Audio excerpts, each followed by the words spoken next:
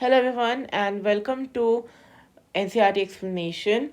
And we are here doing the second part of the chapter, first of economics, that is development.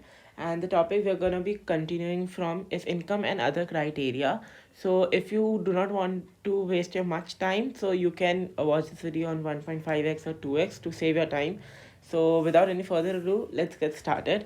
So income and other criteria. Now as this topic says कि income के साथ और क्या क्या criterias होते हैं जो development के लिए essential होते हैं, जैसे कि हमने पहले भी पढ़ा था that equal treatment, equal respect and किसी को भी डिमीन नहीं करना, सबको सोशली रिस्पेक्ट देना एक समान, that's all very very important. उसी के साथ साथ कोई सोशल डिस्पैरिटीज़ के खिलाफ होना, किसी भी तरह का डिस्क्रिमिनेशन ना करना, एंड सिर्फ इकोनॉमिक पॉइंट ऑफ व्यू से नहीं but also health point of view से सारी चीज़ें डेवलपमेंट में बहुत ही ज़्यादा अपना एक बहुत इंपॉर्टेंट रोल प्ले करता है. तो जैसे कि कह रहा है कि when we look at individual goals and aspiration go, तो फिर इंडिविजुअल के होते हैं जो we found that people do not only think of the better income but also have goals such as security, respect for others, equal treatment, freedom, etc. in mind. तो जैसे कि हमने बोला कि सिर्फ और सिर्फ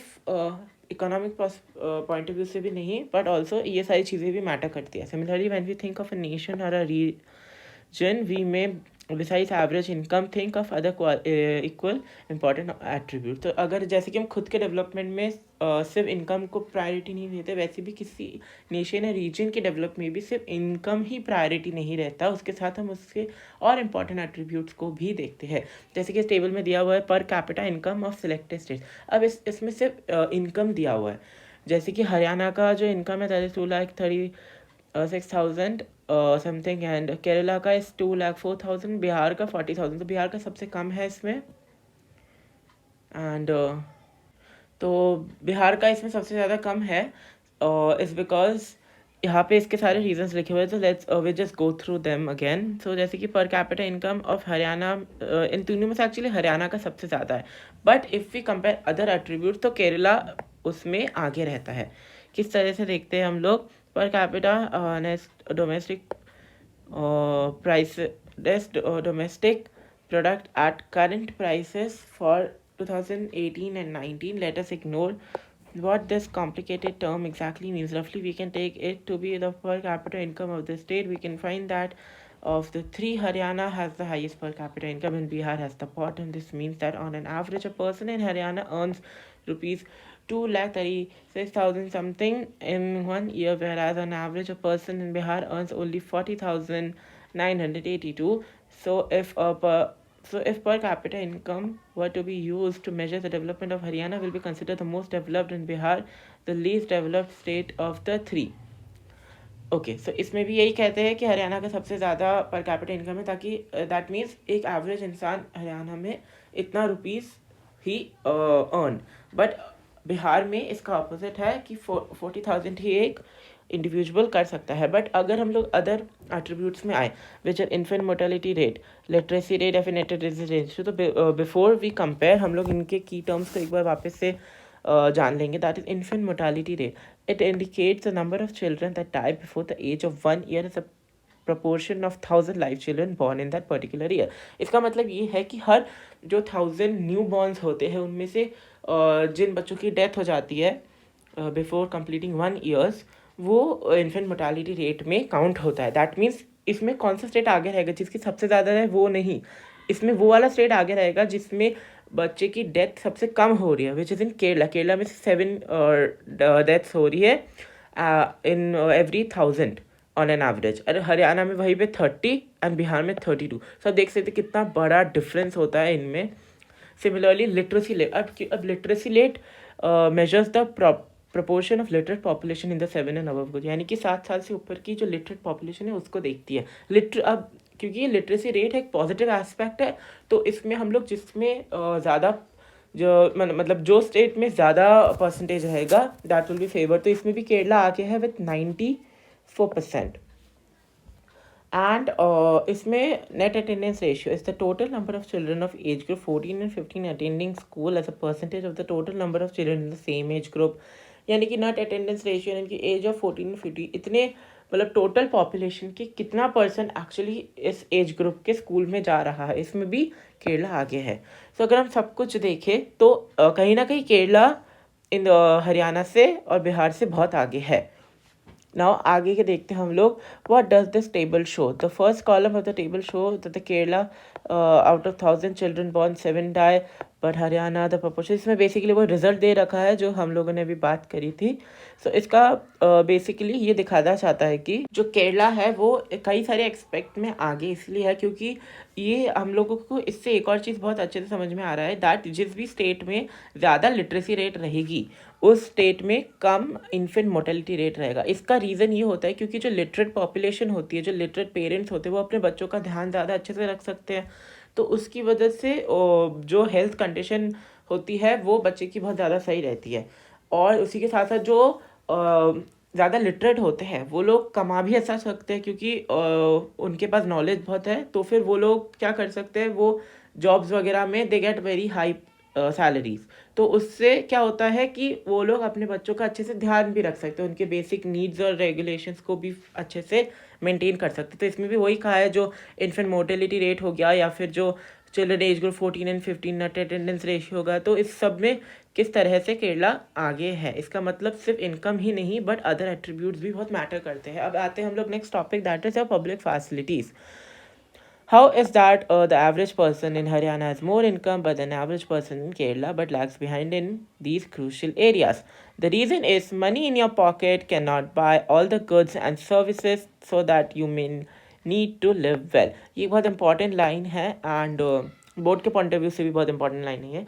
तो ये ऐसा कह रहा है कि जो मनी है वो सब कुछ नहीं आपका बेसिकली इसका मतलब ये है कि मनी सब कुछ आपको नहीं दे सकता। जो चीज़ें बहुत ज़्यादा एसेंशियल होती है आपको एक डे टू डे लाइफ में, अगर जैसे कोई किसी को हेल्थ प्रॉब्लम है, वो किसी को बहुत सीरियस डिजीज़ है, तो उसमें आप कितना भी पैसा लगा लो बट क्या आप वापस से मतलब नॉर्मल ज़िंदगी जी पाओगे? नहीं। तो बेसिकली इसका यही मतलब है कि मनी से ही कुछ नहीं होता। अभी कोविड के टाइम पे भी हम लोगों ने देखा कि चाहे आपके पास कितना भी पैसा हो बट अगर किसी को कोविड है तो आप पैसों से कोविड या फिर किसी की लाइफ नहीं जीत सकते। सो बेसिकली इसका मतलब यही आता है। और इसमें ये भी बताया गया है कि जो you can not buy money, you can okay, so your money cannot buy you a pollution free environment or ensure that you get unadulterated medicines unless you can afford to shift to a community that already has been all these. Money may also not be able to protect you from infection diseases unless the whole of your community takes preventive steps. तो basically इसमें ये भी कहा गया है कि money आपको pollution free environment नहीं दे सकते। हम लोग जानते हैं कि स्पेशली जो सिटीज़ है, जो ओवर पॉपुलेटेड सिटीज़ है, उनमें भी कितना भी if you have money but आप एक पॉल्यूशन फ्री इन्वायरमेंट नहीं ले सकते हैं, अनअडल्ट्रेटेड मेडिसिन नहीं रह सकते अनटिल अनलेस आप एक ऐसी कम्युनिटी में शिफ्ट हो जाए जहाँ पे रह सकते हो with all of these facilities. तो इन सब में सिर्फ आपका कुछ होने से नहीं होगा, बिकॉज ऐसे कहा कि इन्फेक्शंस एंड एवरीथिंग। तो ये सब कुछ डिपेंड करेगा आपकी कम्युनिटी के ऊपर, कहाँ पे आप रहते हो। आप अकेले सही रह के you can not make a big change. और ये भी बहुत ही ज़्यादा इंपॉर्टेंट है कि आपका कम्युनिटी का रोल। बेसिकली क्या होता है कि अगर कहीं पे भी मिलावट की चीज़ें मिल रही है, for example this unadulterated medicine हो गया या फिर इन्फेक्शन हो गया अपनी कम्युनिटी में, तो आपके पास अगर पैसा भी होगा तो आप अच्छी चीज़ कहाँ से ला पाओगे? आपको जहाँ पे रहते हो आपको मेडिसिन तो वहीं से लानी पड़ेगी ना, चाहे आपके पास कितना भी पैसा हो। तो इसका मतलब यही है कि कम्युनिटी का रोल भी बहुत ज़्यादा मैटर करता है। सिर्फ आपके अकेले के पार्टिसिपेशन से नहीं होगा बट पूरे अगर कम्युनिटी कर पाए एक साथ तो ये एक बहुत बड़ा बन सकता है। तो अब कहते हैं Kerala has low infant mortality rate because it has adequate provisions for basic health education facilities. Similarly, some states into public distribution PDS perform functions well. Health and nutritional status of the people such as state is certainly likely to be better. इसमें ये कहा गया है कि केरला का infant mortality rate जो है, infant mortality rate जो है वो बहुत आगे है बिकॉज उसकी जो बेसिक हेल्थ और प्रोविजन जो गवर्नमेंट भी देता है उसका भी बहुत ज़्यादा इफेक्ट पड़ता है। उसी के कारण गवर्नमेंट पीडीएस करते हैं जो कि होता है पब्लिक डिस्ट्रीब्यूशन सिस्टम। इसमें health and nutrition status to such state certainly like to. तो बेसिकली वो स्टेट्स को और बेहतर बनाने के लिए बेसिक प्रोविजंस देते हैं एट वेरी नॉमिनल चार्जेस जो हर कोई अफोर्ड कर पाए। सो बेसिकली इसमें ये सब है। ओके, सो अगर हम आगे बढ़े तो इसमें जैसे दे रखा है कि उत्तर प्रदेश के बारे में है, तो कुछ ऐसे डाटा है। वैसे ये डाटा, इस टाइप का डाटा जो है ना, ये बोर्ड्स में पूछा जाता है, तो आपको ऐसे दे देंगे कि और आपको बताएंगे कि कहाँ कहाँ किस तरह से है। तो ये तो हो जाएगा, बाकी उतना ज़्यादा इंपॉर्टेंट नहीं है ये। अब हम आते हैं नेक्स्ट, ये बहुत ज़्यादा इंपॉर्टेंट है, which is the BMI। BMI होता है आपका बॉडी मास इंडेक्स। सो इसका क्या होता है कि ये एक न्यूट्रिशन साइंटिस्ट इसको बॉडी मास इंडेक्स कहते हैं। ये आपको कैलकुलेट करना पड़ता है ताकि पता चल सके कि आप अंडर न्यूट्रिशनल तो नहीं है, और ये पता चल सके कि आपको प्रॉपर नरिशमेंट मिला है क्या नहीं। सो ये बहुत इजी है इसको कैलकुलेट करना, जैसे दिखाया जा रहा है इसमें दैट सबका आपको वेट लेना पड़ेगा किलोग्राम में, एंड देन जो हाइट है ओके, तो ये वाला तो इतना इम्पोर्टेंट नहीं है यहाँ से। हाँ, द नंबर, हाँ, तो आपका जो हाइट है वो आपको कन्वर्ट करना पड़ेगा सेंटीमीटर्स से मीटर्स में, and then divide the weight in KG by the square of height. तो आपका जो वेट है उसको डिवाइड करना पड़ेगा आपका हाइट के स्क्वायर से। तो अगर जैसे कि इसमें दिखा रहा है फॉर एग्जांपल के तौर में, कि अगर आपका किसी गर्ल है जिसका एज 14 ईयर्स एंड 8 मंथ है, एंड उसका BMI 15.2 आ रहा है, दैट मीन्स वो अंडर नरिश्ड है। सिमिलरली एक बॉय है जो 15 ईयर्स 6 मंथ्स का है, इज 28, तो ही इज़ ओवरवेट। तो इस तरह से बेसिकली दे रखा है, आपको ये आ सकता है कि BMI किस लिए यूज़ करते हैं एंड BMI को कैलकुलेट कैसे करते हैं, या फिर आपको कुछ डाटा दे देंगे और आपको बोलेंगे कि BMI निकालिए। तो ये बहुत बेसिक सी चीज़ है, ये हो जानी चाहिए। And then again very important, human development report, इस पर भी क्वेश्चन बनते हैं ना। ये जो ह्यूमन डेवलपमेंट रिपोर्ट है ये निकालता है आपका UNDP, United Nation Development Programme. अब जैसे हम लोगों ने पढ़ा था वर्ल्ड बैंक निकालता है आपका जो पर कैपिटा इनकम के ऊपर वो सब करते हैं, इसमें आपको ह्यूमन डेवलपमेंट रिपोर्ट होता है। तो इसमें आपको जैसे केरला का केस था पर कैपिटा में, तो थोड़ा सा पीछे था हरियाणा से, बट देन अदर एट्रीब्यूट्स में आगे था। सेम ह्यूमन डेवलपमेंट रिपोर्ट वो ही सारा करता है कि सिर्फ इनकम को ही नहीं, वो और भी ज़्यादा जो डे टू डे लाइफ में एक ह्यूमन बीइंग की रिक्वायरमेंट होती है वो सारी को भी देख के, उनको समझ के उसके अकॉर्डिंग कंट्रीज़ को रैंक करते हैं। जैसे कि यहाँ पे human development report publish by UNDP compare the countries based on the education level को देखा जाता है, हेल्थ स्टेटस देखा जाता है, पर कैपिटा इनकम भी आता है इसमें, बट सिर्फ पर कैपिटा इनकम नहीं आता, उसके साथ अदर एट्रीब्यूट्स आते हैं। ये वाला एक टेबल दे रखा है इंडिया के साथ और जो नेबरिंग कंट्रीज है, जैसे इसमें श्रीलंका आगे है लाइफ एक्सपेक्टेंसी में भी, एंड इस तरह से मीन निकाला है इन लोगों ने पीपल एज 25 एंड अबव के ऊपर जो स्कूलिंग करा है, एंड HDI का भी दे रखा है। तो हमारा जो इंडिया है वो HDI में that is human development report, in human development index में 130 रैंक आती है उसकी, और जो लाइफ एक्सपेक्टेंसी है वो 69.7% है। तो ये कुछ इस तरह का है, ये डाटा में भी आ सकता है, सो एक बार रीड ज़रूर कर लेना। एंड देन वी हैव इस, तो बेसिकली यहाँ पे कह रहे हैं कि is it surprising that a small country in a neighbourhood Sri Lanka is much ahead of India navy respect, and a big country like ours has such a low rank in the world table. 1.6 also shows that though Nepal and Bangladesh have low per capita income than India, yet the better India than in life expectancy. तो इस समय दिखा रहे हैं कि हमारा जो India है हम लोगों में भी और ज़्यादा वर्क करना है अपने कंट्री के ऊपर, ताकि जैसे कि हमारे जो छोटे नेबरिंग कंट्रीज़ भी है श्रीलंका की तरह, वो भी कितना आगे चले गए हैं ह्यूमन डेवलपमेंट। बट देखा जाए तो इंडिया का एक्चुअली पॉपुलेशन भी इतना ज़्यादा है कि थोड़ा सा डिफिकल्टी तो आ सकती है, बट ऐसा नहीं कि इम्पॉसिबल है, so we can definitely do it. Then अब जो बहुत ही ज़्यादा इंपॉर्टेंट आता है that is sustainability of development. So what is sustainability of development is that the ability to sustain, मतलब कुछ भी आप आगे भी वो चीज़ सस्टेन हो सके और उसका जो डेवलपमेंट है वो हो सके, और वो कभी भी नॉन रिन्यूएबल रिसोर्स की तरह एकदम ख़त्म ना हो जाए। सस्टेनेबिलिटी डेवलपमेंट में क्या आता है कि फॉर एग्जांपल आज की डेट में जैसे जो अगर हम फॉरेस्ट सारे काट दें, आज की डेट में हमारी ह्यूमन नीड्स को पूरा करने के लिए हमारे पास सफिशिएंट फॉरेस्ट है, हम उनको कट करके अपनी रिसोर्सेज पूरी कर सकते हैं, बट हमारी जो फ्यूचर जनरेशन है उनको आगे जाके प्रॉब्लम आएगी। तो ऐसा डेवलपमेंट जो हमारी प्रेजेंट नीड्स को भी पूरी करे और हमारी फ्यूचर जनरेशन के ऊपर भी हावी ना हो, उनको भी अपना पूरा रिसोर्सेज मिले, इज कॉल्ड सस्टेनेबल डेवलपमेंट।